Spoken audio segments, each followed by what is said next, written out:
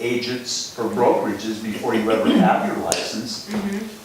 I don't know, maybe some people that would work for it, just didn't work for me. And that it might be a relationship thing. They might have somebody recruiting them to do it then, so that would be more of a relationship. You know, maybe the board could, I mean, and make it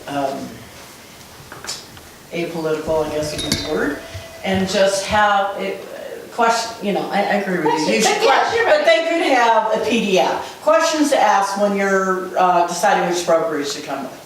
And just have 15, 20 questions. It's just an awareness thing. I agree that they probably You're should, right. but maybe they don't. So maybe that's something to add on, you know, when you're going up to, you know, in your licensing, there'll be a tab or a PDF that says, here are things to consider.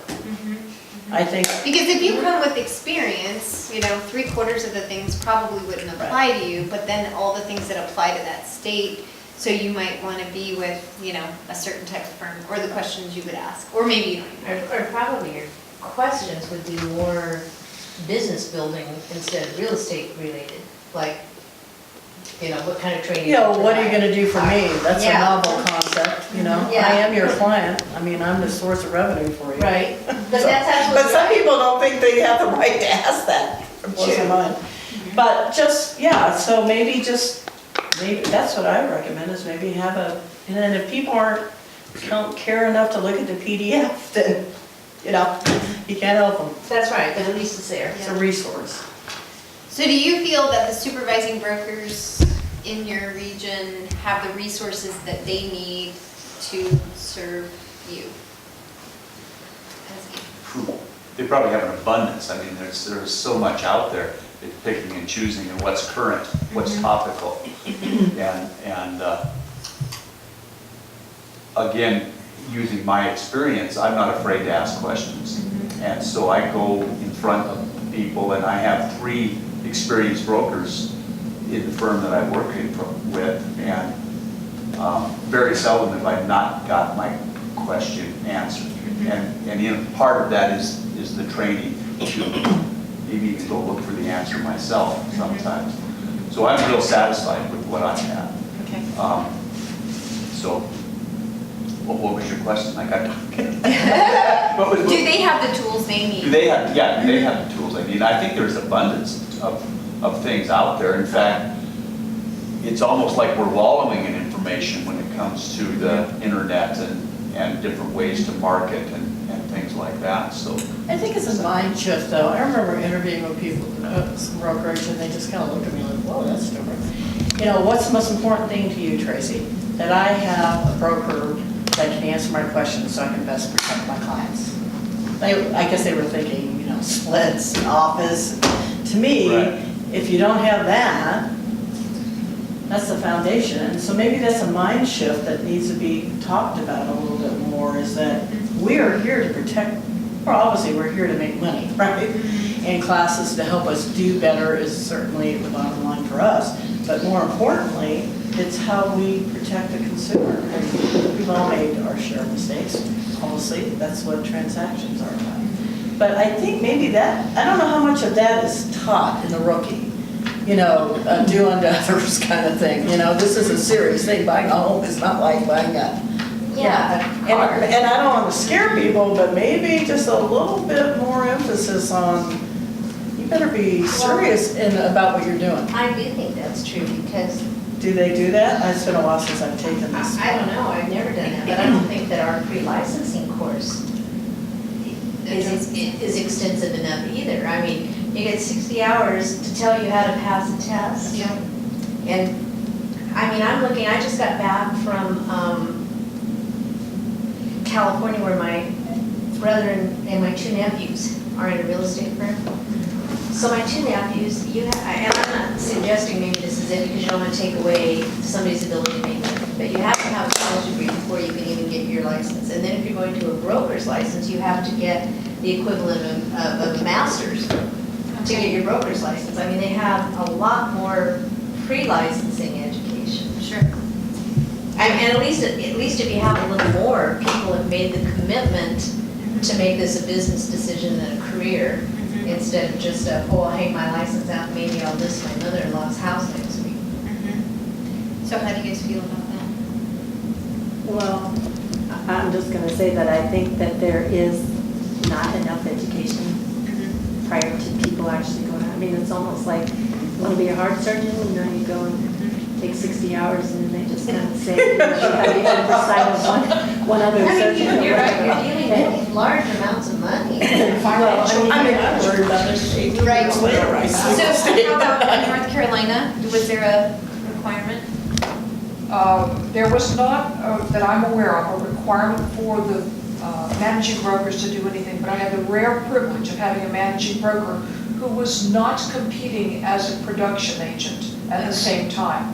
So that was like the best experience I've ever had. He had 33 agents that worked with us, and they were our peers, but he went from office to office and transaction to transaction and said, this is really good, or have you considered doing this a little differently? And then he was there when you had a question, and I think if I could change anything, it would be brokers aren't in production. And I'm sorry, Terry. No, actually, that's not a bad idea. If you're in- Yeah, brokers need to manage their people, not to worry about their own transactions.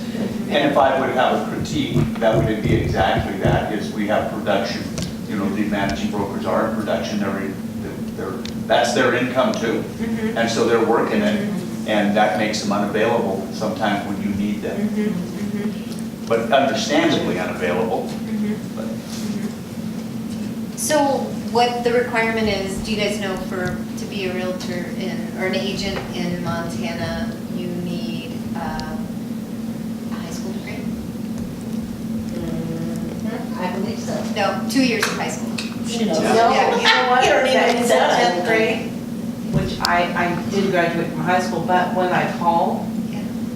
I was just going over the list, okay, this is what you need. She said, no, actually, you need a high school diploma. And I said, well, on your website, you say that you need to get through 10th grade. And she said, oh, well, that's wrong. I keep telling them to change it, but they never do. So someone could take the whole course and only have a 10th grade education, and then they couldn't get their license because you really need a high school diploma. And They require it. But that's not what Mark said yesterday. He said 10th grade. Right, that's what I've heard is 2 years, so. That's what's on the website, is what Right, she I said. know. Yeah. She said it That's not doesn't right. work. Because Yeah. when you give it to her without her getting, she had to go get her license. I had to get my diploma and prove it that I graduated. Wow. Okay. Well, and that's part of the, I mean, the BRR is sort of operating that way. They make changes, but then they're That's not terrible. anywhere that you would be able, I mean, I've asked them about certain things, and it's, yeah. Wow. So that's very, because we had this conversation Yeah. yesterday, and Mark said he actually sat in on a BRR session where someone who didn't even have 2 years of high school was approved to practice in the state of Montana, and they gave him approval on an exceptional basis. I don't know why, I but, don't know how, because I had to go to my high school, way back in the 80s, and try to get a copy of my diploma. It's still packed from when I moved from California, I couldn't find it. And it was kind of a hassle, and I kept telling him, well, you better change your website, because if someone sees that, goes through the whole course. oh yeah, prior And then to. passes the test, and then you're Yeah. gonna tell them, oh, you needed your diploma, they're gonna say, well, I only have until through 10th grade, and that's what your website, and then I don't know what you would do. Yeah, yeah. You would have a lawsuit. You'd have a lawsuit. Yeah, you'd have an imagine. You'd get it. Too bad you graduated from high school. I know, yeah. But I told Find your her, old she high school said, I keep transcript. telling them to fix that, and like, 3 months later, I looked, it's still the same, they never fixed it. Wow, okay, well, there we have it, all right. So that was a question, do you think it should be higher standards? I mean, are we where we need to be, or should it be any higher standards? I don't know that you have to go and say that people have to have more than a high school education. Because people, you can go to high school and learn how to learn whatever it is that you want to do, just like if you went to college. It was important enough to you. So I would say you don't need to go there. But I would say from 60 hours of learning how to pass the test, which is what I'm working, there, And the way that a lot of times, that's all I heard was that I wish we could teach you more, but we can't, we have to teach how to tap test. And then you have the working class, and then, I'm not gonna say you're on your own, and I'm not gonna say you couldn't, use other resources to gain information, but I think, how like with kids now when they drive, they're limited, they can't drive with other kids, they have to be in by 10. I mean, there's a period of time till they gain some kind of a measurable experience. Well, however, you could translate that into saying that maybe for people who had a lot of years, 12 hours is enough throughout the year to bring up. There's so many topics and so many issues that are really important when you're representing the public, that 12 hours, I'm sorry, doesn't cut it. So maybe for a newer agent, you should have more hours that you're required, and they would take advantage of that because they feel it was important, they could. What about having the managing brokers having a mandatory transaction review for the first certain amount of transactions? So how many would that be? Well, they're still Well, they responsible are for supposed supervising to and be. reviewing They hours. are, but I I've been mean, in to this certify for back years. to MAR with that possibly or something, to say, you have to document this transaction review for, say, 6 transactions, or come up with a number like that. What broker I do that? mean, I'm for that, I'm just saying, that's already the law. It I is, mean, yeah. they are, that's what they're supposed to be doing. Right, but, Supervising every transaction. Right. but is there anything to Anyway, for them to be accountable for that. yes, yeah. Not that I'm aware of, other than when people get in trouble, you're in Yeah, trouble too. right, but I mean, a mandatory for these agents, the new agents, and you've kept track of them until they have their first 6 transactions, have paperwork that goes to MAR to, Well, it would have to go to VR. or VR, I mean, But I can tell you right now, that would so bog down everything, I mean, they can't even get a website corrected after 3 months, so I don't know how they do that. I mean, it's a joke. I'm sorry. Yeah, Jerry? This is the focus, right? Well, so what is your focus? Is your focus to, I mean, it might could be multiple focuses, to try to help our industry as a whole to have a better, accountability in front of the public, that we are representing them better? Is it to help the brokers to be able to help the new agents by, you're asking if they have the resources available to them? Is it to help the new agents so that, they have the stuff that's available to them, like they were talking about the PDFs on how to go to a broker? I mean, it's all encompassing what you're trying to gain information, right? So yes to every single thing you said, but yes, so to me, in every conversation I have, everybody agrees you want to be looked at as professionals. And so if there's a low barrier to entry, and if there's people just doing this willy-nilly and not doing the training and not being trained, that only lowers your level of professionalism because they lump you all together. And this is just my interpretation. Jenny's going to crank up. You're exactly right. But it's to increase your professionalism in any way, so whether it's better supervising brokers, whether it's better trained agents before they have to have that interaction, from my knowledge, I mean, and it's to see what MAR can do to help you to gain that. And ultimately, that's, to me, what the solution. I mean, I think a lot of it starts with the broker. I mean, I know, my brokerage has 32 offices and about 80 agents. And we had our annual retreat at Whitefish, and there are people that are selling gazillion dollar, a lot. But they took the time to recognize the people, the top 5 of us that took the most continuing ed and training, and they give us an award for that. Wow, that's. Yeah, I spent a lot of time. I took more than anybody. And that's important to me. Do I wish I made more transaction? Absolutely. But they, in their, patting on the back, they took time to recognize the top 10 in our country, or our company. And so I think it's just little things like that that recognize, I've talked to brokers and said, when you have your sales meeting, why don't you have, a time dedicated, what do you see in the field going on kind of thing, without, being confidential about it, but can you share a scenario on how you work through it, and can you exchange those ideas? And there doesn't seem to be a lot of I don't know, Building on other- interest in problem solving. I don't know, maybe I'm wrong. They miss the opportunity to build on someone else's experience, Right, is what and you're you saying. can do that in a And confidential. I think you could do that. You know, I think you could well, do Once a that. month, we get together and we talk about what we see on the You ground probably do in and your how we can be small better office, wouldn't agents. Yeah.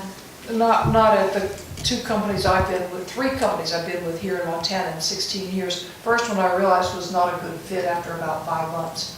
Then I went to Coldwell Banker where Doug is now, and they were a wonderful fit, but I was scared of them. Because I thought when these 3 principals who were all in one family, if one of them died or got sick, that place would shut down. And maybe that was a huge overstatement on my part. But I felt that I needed to be in a company that had depth of management. And so I got one that had depth of management, and it's so shallow at the direct agent level as to be dangerous. It's really hard because, you know, we even have, I mean, I supervise 2 agents, but we have 5 other brokers in the office. And we still work with each other on almost every transaction because don't you learn something new on every transaction? Oh, yeah. It's throwing your curve every time. So Lori and I, we don't even work together, but we call Oh, each other, yeah, you know, because you wanna with be- questions. Yeah, and there should be an atmosphere where you Feel feel comfortable doing comfortable that. doing that. That's what it's called. Because some of them are really easy and some of them Talking aren't. about And each transaction. I don't know, my Yeah. broker Involved. loves that kind of, he owns a Yeah. company, but he likes problem solving and likes agents that are thinking ahead for, or Right. not waiting, so you So gotta is find the right that fit. something that should be done on the regional level or in the office level? I think in the office level. Well, I I don't think think anybody has any control on the office Yeah, side. That's no. where the problem I is. think our board could do more, So if you do did a, it on a you know. regional level and you had those conversations for people who wanted to come, maybe Yeah, it's if you not just a- opened it up. And I think if there was a resource available, like I said, you go to Canoa Morton and then you go to your rookie class and then for all intents and purposes, except for whatever net your broker has, it's like you're done. There's no more other things except your regular little classes that you have for 12 hours. If in that first year you really had something from a regional level that was pretty in-depth things that a new agent could plug into, maybe the broker it would give them a resource that's already done. They don't have to figure out their own way of, like setting up courses or classes or whatever they're gonna do. Maybe because a lot of brokerages aren't all high-tech, Yep. And so if you did something for even that first year that was pretty concentrated, that took them, maybe every quarter or something, that worked them through with case scenarios and Yes. more intense training, just like, even almost like review of classes that they had in the rookie course, that they could plug into and have available for them. Because it's pretty concentrated, when you think what you don't learn, you're just gonna be fed information for a day and a half and then you go out and then you're like, oh, wait a minute, I wish I would have paid more attention or I Yes. didn't really get Yes. follow How did that go again? Yeah, And that could be exactly. a very efficient way, because you've already, like you said, if you were to record some of them or something, for Mhm. them to be able to plug back into that again. Sure, For that first year and just Online have, resources. Yep, yeah. and more things in addition to that, case scenarios and stuff that are, I don't know how you do that without being, they always say it at the meetings, we had this person or this person, this happened in Billings, whatever. Yeah. And they go through it, because then for that, at least that first year. Because I think that's helpful to everyone. And then even no matter what stage you are, you can refer back to that resource in some way.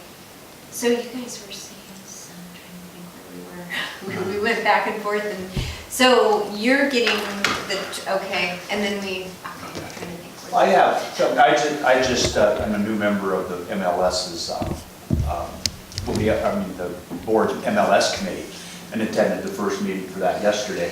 And I brought some issues that came out of the office that we're finding when you're putting in listings and, it's just some problems with the way Flex works to it.